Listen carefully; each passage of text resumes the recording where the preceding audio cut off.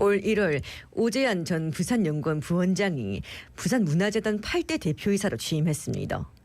20여 년간 부산연구원에서 문화정책을 연구한 전문가이자 부산문화재단이 만들어지기 전부터 이 문화예술인들이 참여하는 독립적인 문화재단의 필요성을 말하며 이 재단의 설립 방법과 출범 이후 방안을 제시하기도 했지요. 이 시간 오재환 대표이사 직접 모시고 앞으로의 부산문화재단에 대한 이야기 나눠보겠습니다. 예, 부산문화재단 오재환 대표이사 스튜디오에 함께합니다. 어서 오십시오. 네, 반갑습니다. 네, 일단 8대 대표이사로 취임하신 소감부터 좀 여쭤봐야 될 것 같아요. 예, 제가 자주 이렇게 이제 소감을 듣게 말씀을 하게 되는데 사실은 새롭게 좀 맡으니까 몇 번째 하시는 겁니까? 꽤 많이 했습니다. 손을 꼽을 수가 없나 보네. 상당히 좀 어깨가 무겁다는 말씀을 네, 좀 예. 드리고요. 여러 가지 이제 문화 정책이나 이런 걸 같이 네. 해오다가 현장에 나와서 다시 이제 문화예술인들과 시민들이 접목할 수 있는 이런 기회들을 만들 수 있는 좋은 기회를 제가 맡았다고 생각을 하고 있고 네, 네. 그만큼 헤쳐 나갈 일들이 많다 생각을 하는데 시민들과 예술인들이 함께 동행하면 좋은 결과를 얻지 않을까 하는 그런 생각들을 갖고 있습니다. 그만큼 중책을 맡으셨습니다. 네, 자꾸 소감을 여쭤보는 이유가 다 있어요. 예, 이래 대표이사님께서는 취임 직전까지 20년간 이 부산연구원에서 문화정책 연구를 해오신 걸로 알고 네. 있습니다. 예, 그동안 어떤 연구들을 좀 하셨는지 그 과정에서 느끼신 점도 있으실 것 같은데요. 부산의 여러 가지 이제 상황적 변화에 대한 제가 연구들을 쭉 해왔는데 네, 부산의 어떤 장기적인 문화 비전도 제가 좀 만들었기도 하고 예, 또 한편으로는 지금 현재 지역 문화의 어떤 발전을 위한 지역 문화 진흥 계획들도 제가 좀 만들어서 발표를 했습니다. 그 외에도 지금 현재 부산에서 하고 있는 여러 가지 시설 사업들에 대한 예산이나 운영 구조들 이런 것들을 제가 이제 주로 연구를 해서 발표를 하고 하다 보니까 이래저래 제가 이번에 좀 준비하면서 이렇게 보니까 여러 가지로 좀 손때가 묻은 데가 좀 많이 있더라고요. 그래서 그걸 좀 누가 그런 얘기를 하더라고요. 가서 해결 잘 하라고 만들어 놓은 만큼 그래서 네, 현장에 네. 대한 어떤 것들과 이론적인 것들을 좀 잘 접목해야 된다 이런 좀 고민들을 갖고 있습니다. 그러니까 이전에는 방법을 제시한 데 그쳤다면 그렇습니다. 네, 네. 제시한 것들이 어느 정도 지금 이루어지고 있는데 네. 뭔가 거기서 이제 한 걸음만 넘어가면은 더 잘 될 수도 있는 그 무언가를 그렇습니다. 실제로 이제 네. 만들어내기 위해서 예. 이제 그 경험을 실현시키는 녹여내야겠네요. 그죠? 그러니까 연도를 붙여서 저희들이 부산 문화 비전 2020, 2030까지 제가 만들었었는데 네, 2030년을 향해 가는데 그 뒤에 또 미래에 대한 것들이 저한테 주어진 숙제가 아닌가 싶어서 와서 보니까 그런 것에 대한 이제 제가 만들어놨던 것이 좀 현장과 어떻게 연결될 것인가를 제가 잘 접목하는 것들이 필요한 것 같습니다. 네, 네. 저희가 또 부산을 문화도시라 칭하지 네, 않습니까? 네. 그럼 이에 대해서는 좀 어떻게 평가를 하십니까? 보통 문화도시라고 얘기를 하면 역사가 굉장히 깊은 도시일 수도 있고 또 우리가 이제 저 부산에도 좀 하고 있지만 오페라 하우스나 이런 것처럼 아주 웅장한 문화시설이 있는 도시를 얘기하기도 합니다. 네, 그런데 네. 부산은 바다를 끼고 있는 해양 도시이기 때문에 저는 해양의 어떤 정체성을 가진 그 도시로서의 어떤 위상과 그리고 거기에 걸맞는 이제 예술인과 시민들이 함께 문화적 활력이 있는 도시가 문화도시라고 저는 생각을 하기 때문에 오히려 네. 시설이나 역사의 중심들 상당히 중요하겠지만 지역에서 부산 이러면 내세울 수 있는 부산만의 독특한 문화적 정체성을 형성시켜가는 것들이 더 필요하고 그래서 그것이 저는 부산 문화가 가지고 있는 장점이자 또 문화도시로 가는 방향이기도 하기 네, 때문에 네. 부산은 충분한 잠재력이 있다고 생각을 하고 있습니다. 그러니까 부산을 문화도시라고 100% 인정하지 않는 분들이 있겠지만 네. 이전처럼 부산이 문화불모지다 이렇게 툭 던지는 말로 함부로 폄훼하는 분들은 네, 네. 정말 많이 없어진 것 같아요. 예, 산불도시라고도 하기도 했는데 이제는 없어졌습니다. 이제 거의 없어졌습니다. 네, 확실하게 많은 것들이 나아졌고 네. 문화적인 측면에서는 굉장히 수준 높은 도시가 되긴 했어요. 네. 지금 부산문화재단의 중장기 목표죠. 부산문화재단 비전 2030 앞서 언급을 했습니다. 5대 전략. 네. 부산연구원 재직 시절에 함께 만드신 걸로 알고 있습니다. 직접 만드신 5대 전략에 대해서 좀 구체적으로 말씀해 주신다면요. 크게 보면 도시가 가야 되는 방향인데 이제 네. 우리 지속 가능한 도시 얘기를 하고 있어서 그것을 이제 문화예술과 어떻게 접목시켜서 지속 가능한 도시로 갈 것인가에 대한 목표를 먼저 세웠고요. 네네. 그다음 이제 예술인들에 대한 지원이나 이런 걸 통해서 예술 생태계를 어떻게 좀 회복할 수 있을까 하는 것이고 그다음에 시민들이 이제 참여하고 또 실천할 수 있는 여러 가지 어떤 문화 권리에 대한 보장이 네네. 이제 중요한 과제로 들어가 있습니다. 그리고 부산에 나아가야 될 어떤 이제 가치인 해양 도시라는 것이 도시가 이제 열려 있고 또 네네. 세계로 향하고 있기 때문에 평화와 연대의 어떤 아시아 해양 문화 허브 서부 구축이라는 것들을 중심으로 한 4대 전략을 가지고 이것을 이제 해쳐가는 기관의 어떤 역할에 대한 것들로서 이제 여러 가지 소통 협력의 어떤 경영 실천의 전략들을 만들었는데 네네. 이번에 들어와서 보니까 이것도 좀 중요하겠지만 또 이제 2035년 정도에 대한 새로운 목표들을 좀 만들 필요가 있지 않나 그런 좀 지금 현재 직원들과 같이 좀 고민을 하고 있습니다. 네네. 대표이사님께서는 이 부산문화재단이 만들어지기 전부터 네. 여러 고민도 하시고 또 방안도 제시를 하신 걸로 알고 있는데 대표이사님께서 생각하시는 부산문화재단의 존재 이유와 역할은 뭐라고 보십니까?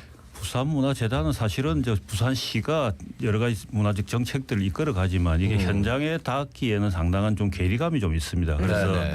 재단의 설립의 목적이라는 것이 이제 중간 지원 조직으로서 어떤 역할을 갖고 있는데 특히 이제 전문성 그리고 아까 말씀하셨던 이제 독립성 그리고 자율성이라는 어떤 세 가지 가치 아래 좀 진행이 되어 가야 됩니다. 그렇게 본다면 민간의 전문가들이 문화예술인들에 대한 지원뿐만이 아니라 시민문화예술 향유를 위한 여러 가지 정책적 기반들을 실천할 수 있는 그런 전문성들을 가져야 됩니다. 그렇기 때문에 이제 재단이 필요한 것이고요. 예. 그다음에 문화예술은 상당히 이제 정치적인가 다른 것으로부터 좀 자유롭고 가치를 좀 발휘할 수 있어야 되기 때문에 네네. 독립적인 어떤 구조가 좀 필요합니다. 시로부터 뭐 그런 것들을 민간의 어떤 힘으로서 좀 갈 수 있고 그리고 이제 보다 이것을 민간 조직으로서 어떤 중간 플랫폼적 역할은 자율적인 어떤 구조를 갖고 운영돼야 되기 때문에 부산문화재단은 뭐 반드시 필요한 그런 조직이라고 저는 강조하고 싶습니다. 그러니까 모든 사람들이 모여서 다각도에 다양한 목소리를 낼 때 그걸 조율하는 역할도 대표이사님 굉장히 중요할 것 같아요. 그렇습니다. 아까 제가 말씀드렸던 것처럼 어깨가 무겁다는 게 사실은 이런 걸 어떻게 요구하는 건 엄청나게 많은데 이렇게 가야 된다라고 많이들 말씀하시잖아요. 뭐 그만큼 어떤 좀 뭐 완충력이나 이런 게 좀 필요한데 뭐 많은 이해가 좀 필요하지 않을까 그런 생각을 하고 있습니다. 네. 지금 당장 오셔가지고 네. 이전에 내가 이렇게 좀 했던 그 연구가 지금 실제로 펼치고 있는 모습도 보이지만 뭔가 좀 미진한 거기를 넘어서지 못하는 모습도 과제도 보였다. 네. 어떤 게 보이셨어요? 지금 뭐 저희들 보면 여러 가지 이제 예술인들의 지원들이 가고 있고 또 시민들에게도 참여할 수 있는 여러 가지 기회가 있는데 네. 이 접점들이 좀 불분명한 부분들이 있습니다. 그게 이제 사실은 뭐 창작이라는 건 생산이라고도 할 수 있고 시민들 향유는 소비라고도 할 수 있지 않습니까? 그러면 생산과 소비가 잘 연결돼서 이렇게 구조가 돌아가는 이런 걸 우리가 선순환 구조라고 그러는데 네네. 이런 부분에 대한 서로의 좀 갈망하는 갈증들이 조금 더 남아 있는 것 같습니다. 근데 이걸 어떻게 풀어줄 것인가? 뭐 시원한 뭐 청량 음료는 될 수는 없겠지만 그런 어떤 구조로 가면 좋지 않을까 그런 고민들이 있습니다. 네.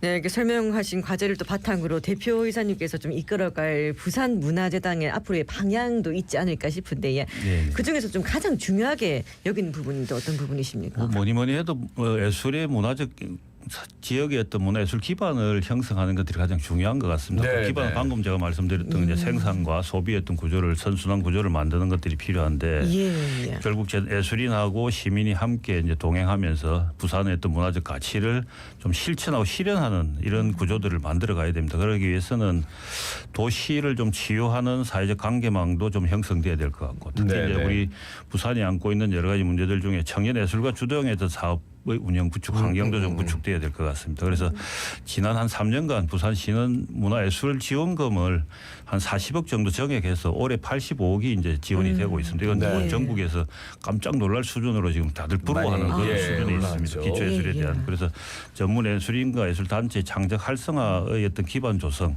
에 대한 것뿐만이 아니라 시민의 문화 향유 기회를 넓히는 것들. 그래서 이것이 선순환 구조를 이루어서 문화예술 기반이 강화될 수 있는 부분에 제가 가장 좀 주력해야 되지 않은가 그런 생각을 하고 있습니다. 예, 뭐니 해도 그래서 말씀하셔도 머니가 중요하다. 이 말씀하실 줄 알았는데 실제로 지원금도 늘어났고. 많이 늘어났습니다. 예, 네. 그런데 그 지원금 다 꼬리표 있는 거 아닙니까? 아닙니다. 이거는 예술인들에게 직접 개인이나 단체에게 저희들이 지원하는 그 예술 지원 창작금이기 때문에 그 부분들이 들어가고 그 외에 이제 또 상시 지원이나 문화 공간에 대한 지원 등을 통해서 시민들과 접점을 이룰 수 있는 이런 구조들을 지금 만들고 있기 때문에 굉장히 이게 상당히 큰 부분이라고 그럼 생각합니다. 부산문화재단의 역할이 굉장히 큽니다. 네, 그렇습니다. 네. 그러니까 제대로 된 분배가 이루어지고 그걸 이제 효율적으로 따져가지고 네. 시너지 효과를 일으켜야 되는데 고민이 많으실 것 같아요. 네, 네. 그 문화예술 기반에 대해서 말씀하셨는데 부산이 글로벌 허브 도시로 발돋움하기 위해서 꼭 필요한 발판이라고 네. 생각이 됩니다. 문화예술 기반, 예, 그리고 글로벌 허브 도시 좀 접점을 알려주시죠. 예, 저희들 뭐 문화예술도 마찬가지고 사회적인 어떤 전반적인 변화 속에 두 가지 키워드가 있는 것 같습니다. 네네. 부산이 안고 있는 것. 하나는 이제 과학기술 변화에 따른 AI라고 하는 부분이 들어가는데 이것도 이제 저희들이 좀 중점을 두고 있고 또 하나는 글로벌이라고 생각을 합니다. 그래서 두 번째 이제 글로벌에 대한 인식인데요. 네네. 부산이 단순히 뭐 해외의 교류를 넓힌다 이런 것들을 떠나서 세계적인 어떤 도시와 어깨를 겨눌 수 있는 그런 기반들은 저는 형성이 되고 있다고 생각을 하고 있고 뭐 미래지향적인 어떤 관점이겠지만 이런 글로벌 도시로서의 어떤 성장 가능성들은 문화예술이 기반이 되지 않으면 어렵다고 생각을 합니다. 그래서 그중에 이제 가장 큰 게 뭐냐면 해외의 어떤 다른 것이나 다른 뭐 우리 피부색이나 인종이나 여러 가지 이런 것을 넘어서서 종교를 넘어서서 네네. 인정할 수 있는 부분이 필요하거든요. 이걸 이제 문화적 가치에서 문화 다양성이라고 표현을 하는데 이런 문화 다양성의 가치가 있는 도시 이게 이제 해양 도시로서의 어떤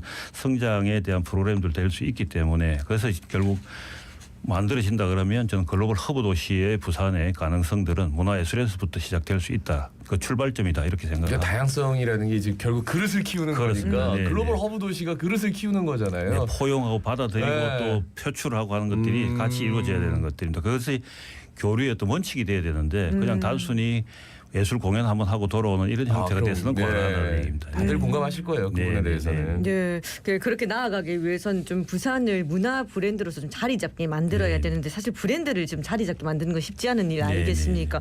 이런 문화 브랜드를 높이기 위해서 어떤 노력들이 필요하겠습니까? 지금 뭐 재단에서 이제 한 3년 전부터 지금 시작해서 올해 3회째를 맞는 비팜이라고 하는 문화예술 네, 공연 네, 마켓이 비팜. 있습니다. 네, 뭐 네. 이런 게 이게 부산이 나아가는 어떤 공연 예술의 어떤 새로운 성장 동력으로서 어떤 역할을 해야 되는 것들이 있습니다. 이게 네, 네. 세계적인 어떤 축제가 될 수 있고 그 축제 속에 부산 문화예술인들과 또 이제 이런 것들이 하나의 그 기반이 갖춰진다면 부산이 갖고 있는 공연 예술 도시 부산이라고 하는 또 하나의 브랜드가 갖춰지는 겁니다. 그래서 문화를 통해서 또 문화예술을 통해서 부산이 이런 가치들을 표출하고 세계인들과 어깨를 겨룰 수 있는 것들이 된다 그러면 당연히 문화 브랜드로서의 어떤 성장뿐만이 아니라 도시 브랜드도 넓힐 수 있는 네, 그런 네. 가능성의 출발이라고 생각을 합니다. 이제 취임한 지 한 2달 되셨나요? 한 달 채 안 되셨죠? 출근한 건 한 20일 정도 됐을 것 같습니다. 중간에 설이 좀 끼고 이래서. 따끈따끈하게 오셨네. 네, 네. 20일 동안 출근하시니까 네. 그 이제 실무하시는 분들이 네. 새로운 이사장이 어떤 이 대표이사가 어떤 모습일까 이러면서 좀 탐색전이 좀 있었을 거 아니에요. 어떤 근데 재단 설립 과정에 2009년도에 이거 다 알고 계셨어요? 뭐 했고 지금 뭐 직원들이 한 70명 되는데 그 70명 중에 한 30명은 제가 아는 친구들이고 네, 네. 그리고 이제 나머지 좀 모르는 신기해요. 사람들은 좀 걱정하지 않을까요?